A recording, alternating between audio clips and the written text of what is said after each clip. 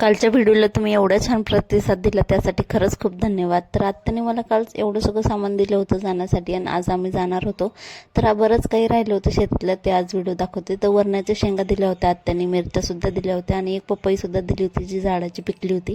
मेथीची भाजी, शेपूची भाजी ते त्यांच्या शेतात ते सगळं दिलं होतं।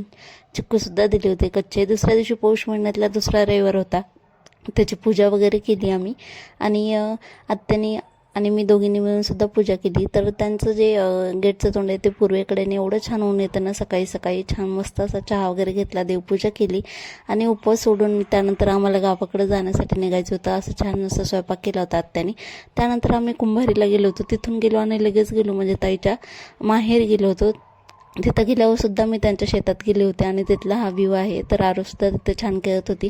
मला शेतात जायला खूप आवडतं, थोडा वेळ का असं तिथं गेल्यानंतर छान असं आथरून टाकून आम्ही बसलो होतो।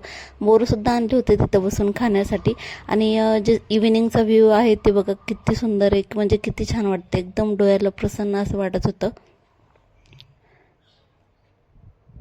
सगळ्यांनी हे आहे वरण्याची शेती इथली जी आहे ती वरण्याच्या शेंगा लागतात, म्हणजे हा वेल त्याचेच आहे। त्यानंतर ज्यावेळेस आम्ही वापस येत होतो त्यावेळेस नाण्यांनी असे चुडे वगैरे बसवले होते मला। तर आजचा व्हिडिओ तुम्हाला कसा वाटला नक्की सांगा।